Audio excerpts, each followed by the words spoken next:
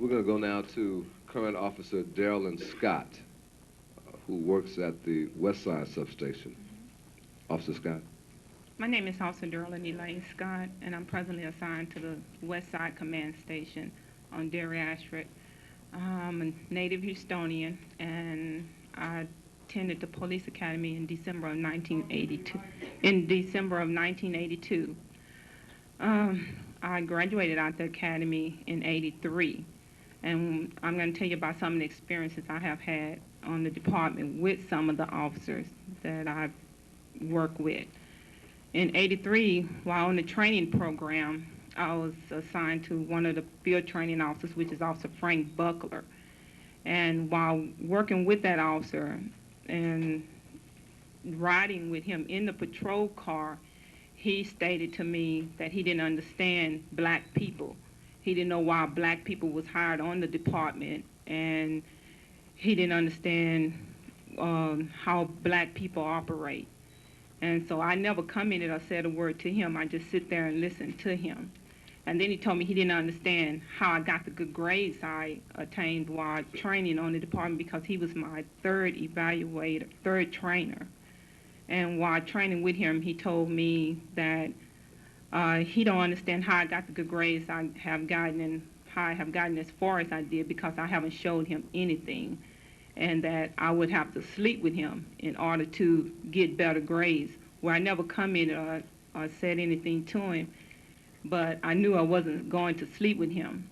So he went on to tell me that if I didn't do certain things that he wanted me to do, that I would not make it off the program. Well, I got upset and I told him to call for a supervisor. Well, he stated to me that the supervisor, which was Sergeant Ogden, was his best friend. So whatever I tell Sergeant Ogden, it don't matter, because nothing is going to be done. Well, that particular night, I was very upset. I took my nightstick and I put it on his nose, and I told him to get the supervisor out there now, or something bad would happen. So he called for a supervisor. He came out there. I refused to come in or answer any questions Sergeant Ogden had, because Frank Buckler had already informed me that they was best friends and nothing was going to happen. So they took me to the station and they sent me home. I informed several black other officers, which was David Walker and several other officers, which I told them what had happened and took place out there. They called a meeting. They went out to Southeast Station and they talked to Sergeant Ogden, Frank Buckler. I don't know what took place. I wasn't present. But the next night, I was called in and asked, did I still want to ride with this officer? I told him I had no problem with the officer. The officer seemed to have a problem. And I continued to ride with him. He apologized to me. I don't know what was said to him or what happened. But after that incident, a year later, he waited and he stopped me in uniform 1 block from the station and tried to write me a ticket for speeding while in uniform on my way to roll call. Well, confrontation broke out then, and several officers got involved and letters was dropped in regards to that. Later on, I experienced several incidents while at the West Side Command Station working in the juvenile division, and Officer Williams was also working in that division.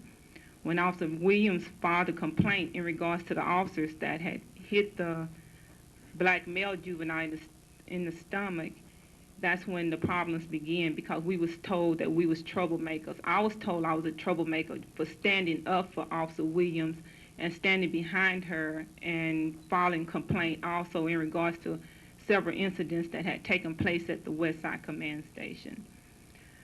Once the complaints was filed, racial harassment complaints started coming out that Officer Williams had filed, and sexual harassment. Well, I informed her of the problems that I had with some of the officers at West Side in regards to racial harassment and sexual harassment.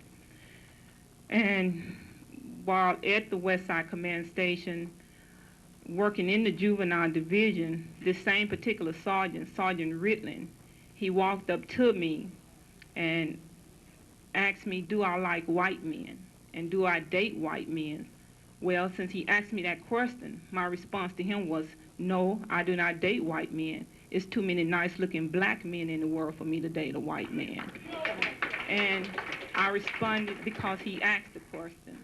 And he also walked up to me. It was several white officers present at the time this took place. I filed a complaint. Everything I'm stating today is also on record in the IAD division because I filed a complaint listing it in writing. And I didn't write anything out in a form because the things I have experienced on this department with some of these officers, you cannot forget it. You will not forget it. While this same sergeant, Sergeant Ritlin, he walks up to me and in officer's presence, and I also list names in those complaints. So I didn't put he said and she said and nobody know who was present. People were present at the time. And this same sergeant, Sergeant Ritlin, asked me, do I wear G-strings? Well, I was disturbed by some of the things that he said to me or asked me. And I took that to the attention of several supervisors, which nothing was done to this sergeant. And while working in the juvenile division, another sergeant, Sergeant Woodruff, walks up to me and tells me to stand up. He wanted to see if I have a nasty dress on today. And I was very disturbed. I was so disturbed with him till I didn't come to work the next day. I called him on the phone, and I let him know that I didn't appreciate what he did. Several white other sergeants were present, and I'll list their names in the complaint, the ones that I could remember that was there. Some of them I didn't know their names, but I tried to give a description of who they were, who was there at the time. Well, nothing was done to him either. And he tells me, well, if he tells me to stand up, he wants to see if I have a nasty dress on today. Well, I tell him none of my clothes are nasty. Not if I spend my money on them, they're not. And I asked him, was there a problem with the way I dress? He told me no, he liked the way I dress. He wished his wife could dress like me. Then he turns to the other white sergeants and says, if I didn't think she'll holler sexual harassment, I asked her what her underwear looked like. Well, I filed a complaint on that. Nothing was done. But when the complaints was filed, then he comes to me and tell me, well, you're a troublemaker. So the word gets out that Officer Williams and myself are troublemakers because we file complaints in regards to racial harassment and sexual harassment. We took this to the attention of several other supervisors, which supposedly they had talked to the supervisors and something was supposed to be done, which nothing was done. While working at Westside Station, after filing a complaint on Sergeant Ritlin, Sergeant Woodruff, and several other sergeants in regards to racial harassment and sexual harassment, and we was labeled as troublemakers, that's when we was thrown out of juvenile and placed on patrol. And we never made it to patrol because we took the assignment of the front desk under a doctor's care, just to get from under some of the tension and stress of dealing with those sergeants at that command station. Sergeant Ritlin walks up to me one day and takes out his money out of his pocket. Another black officer was present at the time, but he was so afraid of what might happen to him, he refused to tell that he was present and witnessed this, so he said he didn't remember. Sergeant Ritlin takes out his money out of his pocket and offered me money for sex and asked me how much. Flashes his money and asks me how much. Well, I stated to him, do I look like a whore to you? And he still stated, well, how much? He takes out more money and more money. So I took this to the attention of several supervisors at the station, which was nothing was done. And I launched a complaint. I filed a complaint in writing on it. And the officer that was present, he refused to say what had taken place because he was afraid of what might happen to him. He may lose his position here, or he may be placed somewhere where he don't want to be. So he went to ID and said he didn't remember.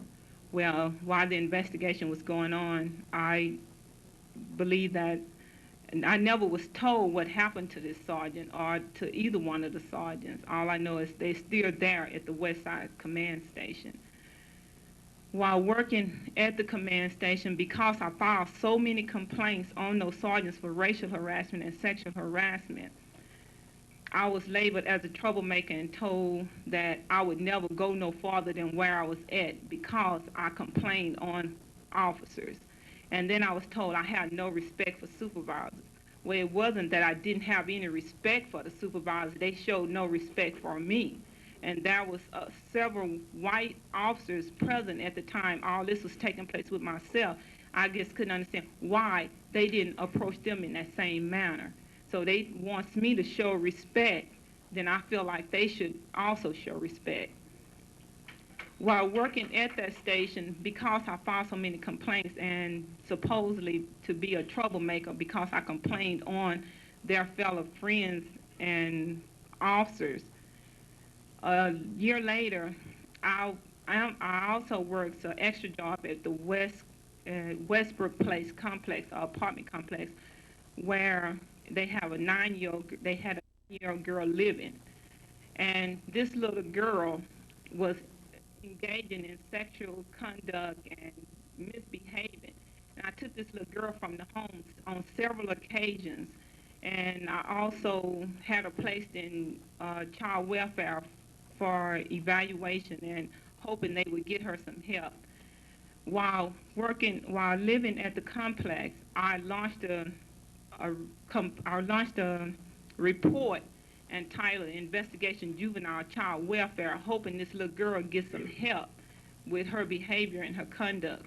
Well, I turned the report in to the station, and these particular Sergeant Reeks, Officer Chapman, who Linda had the problem with writing Nigger Bitch Williams on a ball.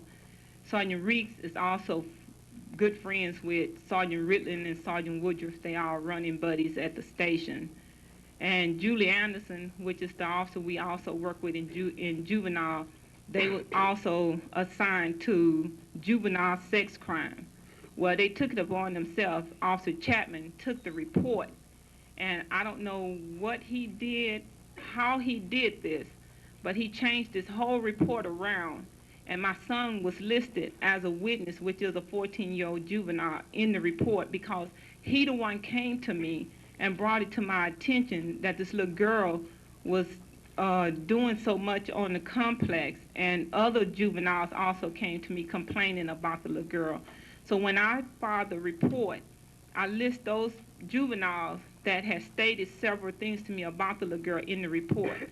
Well, Sergeant Reeks and Officer Chapman took it upon themselves to take that report, change that whole report around, and list my son as a suspect without my knowledge. Didn't tell me anything about it. So the people that I listed as the suspect who was engaging in sexual conduct with the juvenile was other male juveniles, which was of her age, 9 and 10 years old, that was caught in the washateria wherever on the premises with this little girl. Well, while this supposedly investigation was going on, I thought I was helping them, but I noticed they didn't come to me, ask me any questions. They didn't talk to me at all about that report. And Sergeant Reese comes to me one day and asks me, Derilyn, we need to, you got your son listed as a witness in the report. We need you to bring him in so we can talk to him and find out what he knew about the incident. I said, okay, well, he's in school. I said, he gets out about 12 noon. I said, I'll go get him and bring him to the station for you to talk to him. Well, I did just that. Well, it took so long for Sergeant Reeks them to finish with my son. I went to lunch, and when I returned back, I went up to see what was going on, and Sergeant Reeks was in the juvenile division with him. And I said, well, are you finished with him?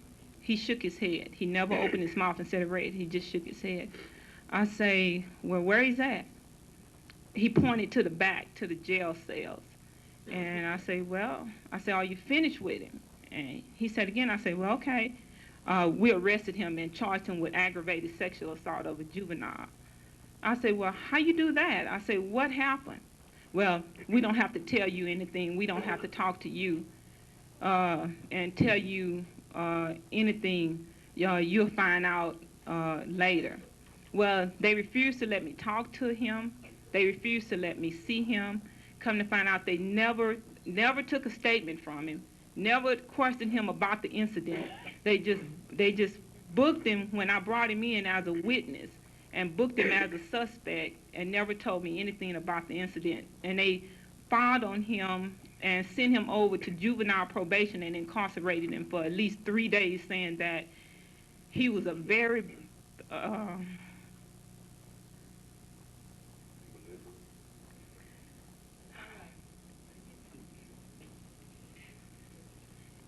saying that he was a very bad child and he was a threat to the public. My son had never been in trouble.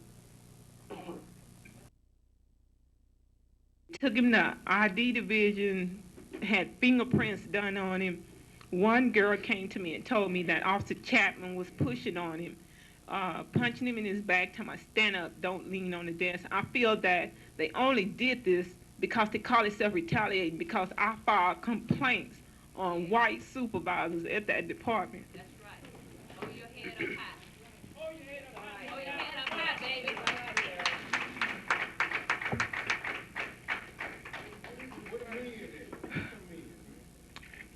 So when I went to juvenile probation, they stated what was in the report was the reason they couldn't release my son.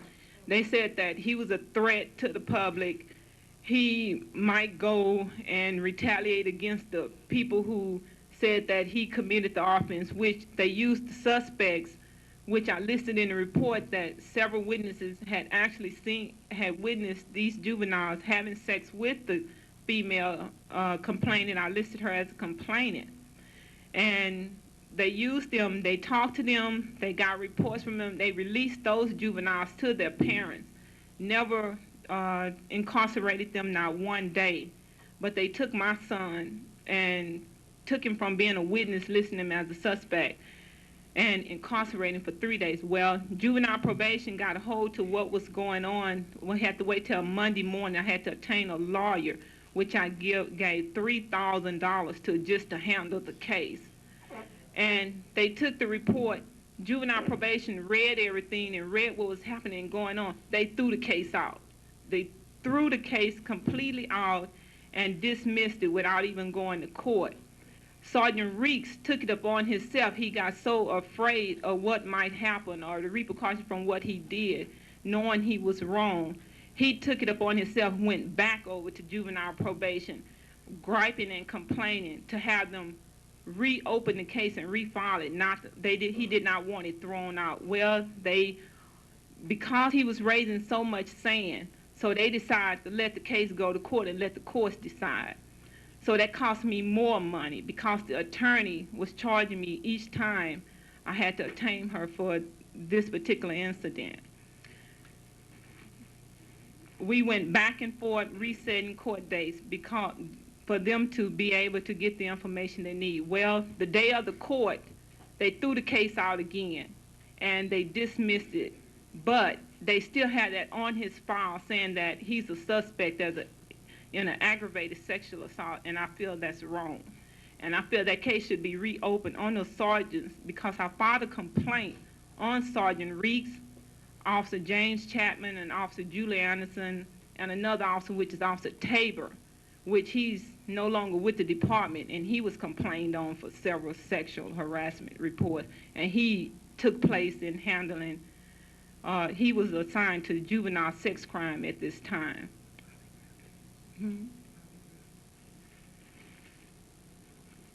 When I filed a complaint on these officers and sergeants, well, he also turns around. Sergeant Reeks files a complaint. While working at the station, I had to encounter remarks and comments of me being a troublemaker and that I wouldn't make it there, that I need to transfer and go somewhere else. When having a problem at the station, Captain Young was the captain at that time, and Chief Watson was deputy chief at the time. I went to Captain Young on several occasions in regards to what was happening and what was going on, and nothing was done. I even went to Chief Watson, so yes, she knew about these incidents at this particular Westside Command Station, and her words to me was, well, I agree with my supervisors with whatever they say. Well, I felt like her supervisors was wrong, and I felt like she should have taken it upon herself to do an investigation or have someone investigate what was happening out there or the problem we was having at that station.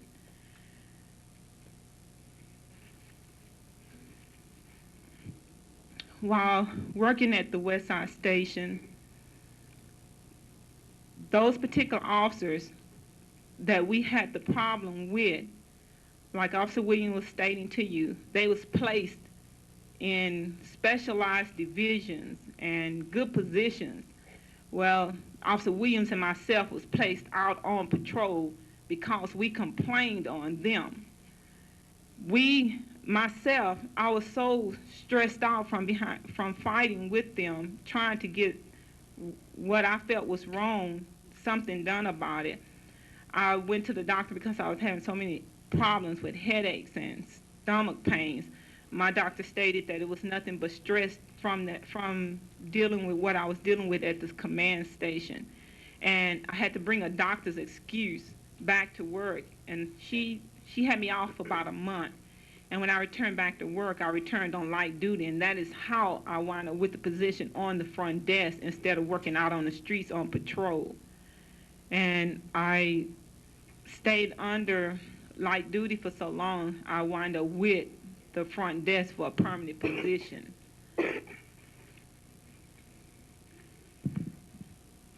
I feel that the department itself is a good department. It's not that the department is a problem, it's the people we have working within the department and trying to get some help from those particular people, and they standing behind the ones that's wrong. I feel that something should be done about that.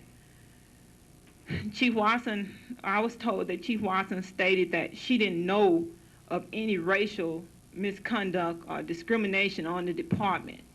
Well, I know that's a lie because I went to her personally with the problems I was having, and nothing was done. And so she do know about the racial harassment and sexual harassment that myself and Officer Williams have encountered on this department. Okay. Officer Scott, are you finished? Thank you. We want to hear from former Officer Jackie Young, and then finally complete this morning's and this panel's presentations with the two officers who started it all, and then take a break. We feel a compelling need to take a break and reevaluate time. But we want all of the current and former officers who are taking the courageous step of offering this presentation and testimony to you to get that over with. I don't want any of this to go after the break. And then I want to meet with a representative from the department as well as the Hispanic OSO and AAPOL, so we can try to get these presentations in timely fashion. We will cut the time out that we've gone over from the recommendation time. I think it's clear to all of us that we cannot solve all these things in this one meeting, and that we will need some more meetings with the department as well as the elected officials to try to come up with some concrete recommendations and some solutions. I also want to say that we did invite Mayor Kathy Whitmire to attend this public forum because we felt it was very important that the Chief Executive Officer kind of hear firsthand what you're hearing. We were under the impression, rightly or wrongly, mistakenly or not, that she was going to be here, but it's my understanding that she is not. However, if she does appear, we will, of course, recognize her. Let me also recognize Mr. Lawrence Bozay, who's the president of the Houston Lawyers Association, who has entered and will be one of our panelists coming up, and Mr. Bob Dean, who is from the Mayor's Office, our Mayor's Citizens Assistance Office. Any other elected or appointed officials that have come in? All right. After we hear from Ms. Young, we'll hear from the two young men who started all of this phase of struggle, the ones who were involved in the car wash, and then we'll take a break. Ms. Young.